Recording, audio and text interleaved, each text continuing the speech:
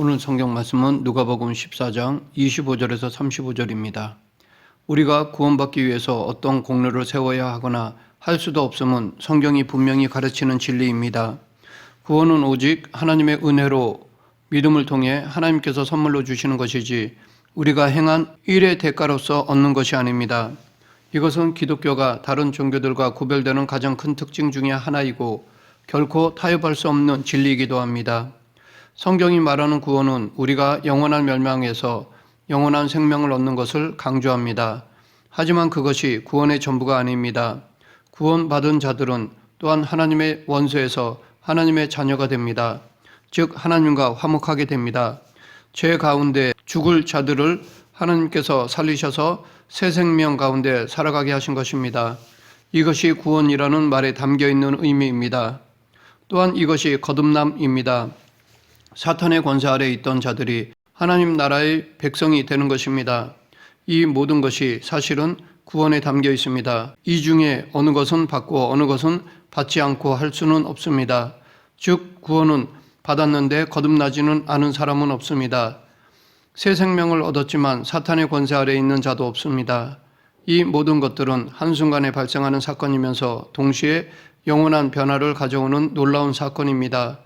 예수님께서 오늘 말씀하신 제자됨도 이와 같은 말입니다.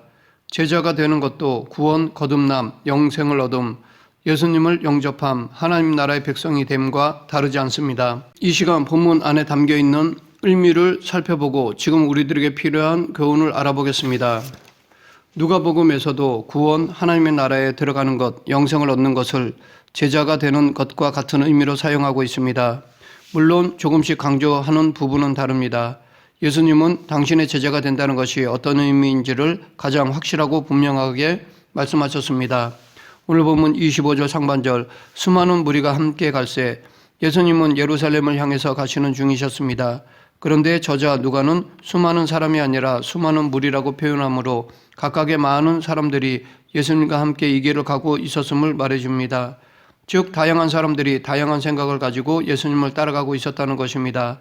예수님은 제자들이나 혹은 바리새인들 같은 특정 그룹을 향해 말씀하신 경우가 많았지만 여기서는 다양한 사람들, 무리를 향해서 말씀하셨습니다. 25절 하반절 예수께서 돌이키사 이르시되 예수님은 돌이키셔서 자신을 따르는 많은 사람들을 보셨습니다. 이때 예수님은 많은 사람들이 당신을 따르고 있는 모습을 어떻게 보셨을까요? 그동안 고생했던 것이 기쁘고 뿌듯하게 여기셨을까요? 아닙니다. 예수님은 단 한 번도 사람들의 인기를 추구하지 않으셨습니다. 인기를 위해서 사람들이 원하는 말씀을 하시거나 하고자 하는 말씀을 하시지 않은 적도 없습니다. 오늘 본문에서도 마찬가지입니다. 예수님은 당신을 따르고 있는 자들의 모습을 통해 참된 제자는 어떤 자인지를 말씀하셨습니다. 제자는 배우는 자입니다. 오늘날의 학생의 의미이지만 당시의 제자와 스승의 관계는 오늘날 학생과 선생님의 관계와는 조금 다릅니다. 제자는 스승을 따라다니며 스승에게 지혜와 지식을 배울 뿐 아니라 계속 따라다니면서 그 삶을 본으로 삼는 자들입니다. 한마디로 제자는 스승을 닮아가는 자들입니다. 제자도에 대해 예수님은 이미 누가복음 9장 23절부터 27절, 57절부터 62절에서 말씀하신 바 있습니다.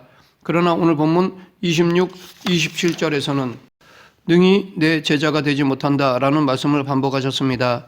이 말씀은 제자가 되려는 자들에게 지불해야 할 대가에 대해 말씀하시는 것이고 제자라고 생각하는 자들에게 자신의 모습을 돌아보게 하시는 것입니다. 그러면 어떤 사람이 예수님의 제자가 아닌 사람들일까요?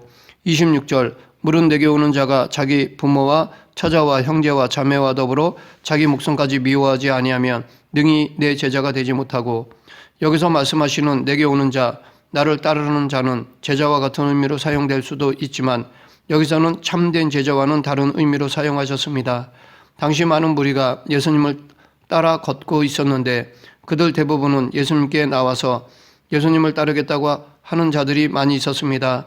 그들 중에서는 마음으로는 나는 예수님의 제자야 라고 생각하거나 그렇게 말하는 사람들도 있었습니다.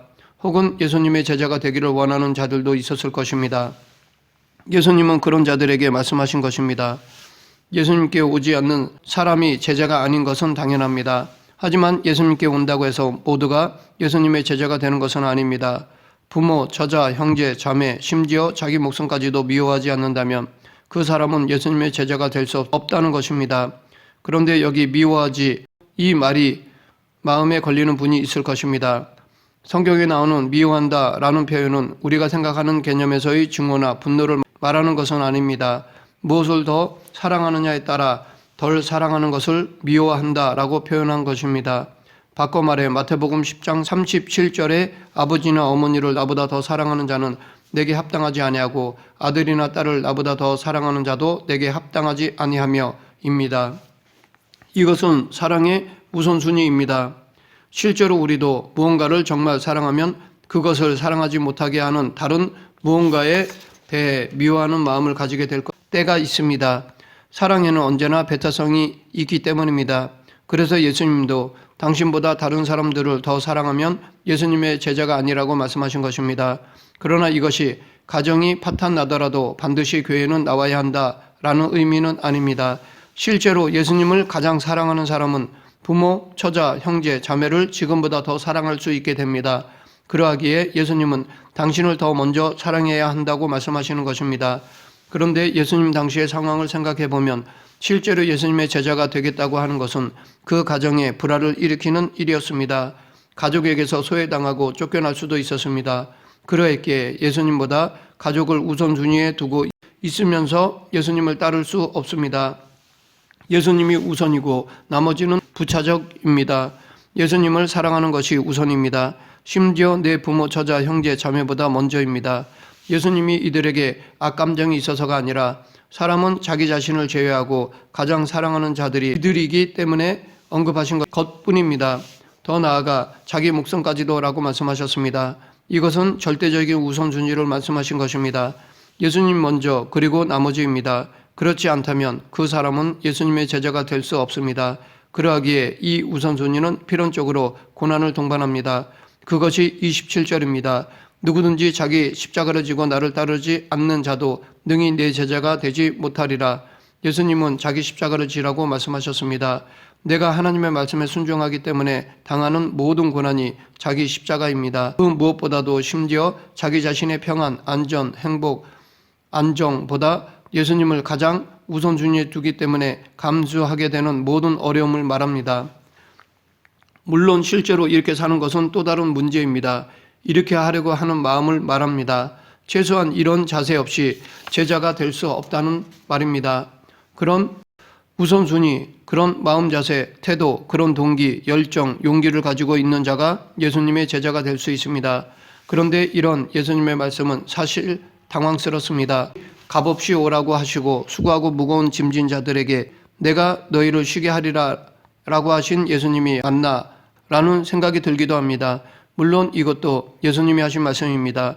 예수님은 이 말씀도 하셨습니다. 하지만 이 말씀들은 서로 모순이 아닙니다. 먼저 예수님을 제일 사랑하고 자기 십자가를 지고 예수님을 따르면 예수님이 참 평강을 주신다는 것입니다. 즉 이것은 순종의 시간적 순서로 보아야 합니다. 어느 것이 더 가치가 있는 것인지 예수님은 계산해 보라고 말씀하셨습니다. 28절 너희 중에 누가 망대를 세우고자 할진대 자기의 가진 것이 준공하기까지에 족할는지 먼저 알아 그 비용을 계산하지 아니하겠느냐. 망대는 집이나 포도원을 지키기 위한 건물 혹은 곡물을 두기 위한 창고를 말합니다.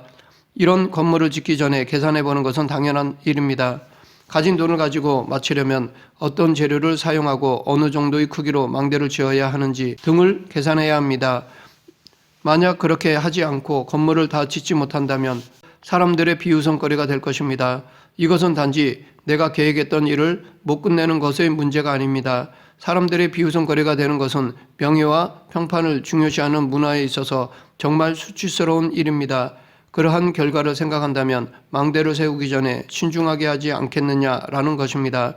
망대 하나를 지어도 사람은 이렇게 충분히 계산해보고 계획에 따라 움직입니다. 하물며 영원한 일을 결정하는 일, 예수님의 제자가 되는 일을 아무런 계산 없이 할 수 없다는 것입니다.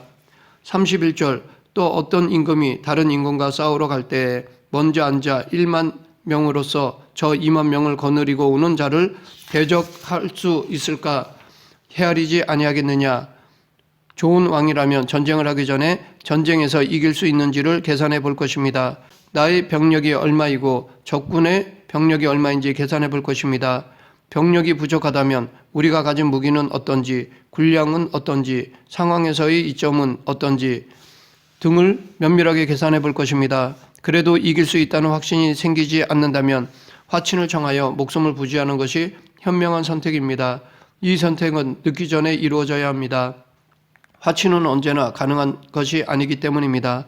전쟁이 시작되기 전에 아직 기회가 있을 때 화친해야 합니다. 앞의 비유와 마찬가지로 치밀하게 계산하고 지혜롭게 선택해야 함을 말합니다.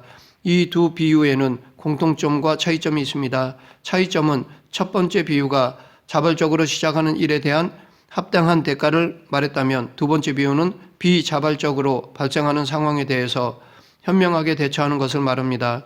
이 두 가지는 제자됨의 양면을 보여줍니다.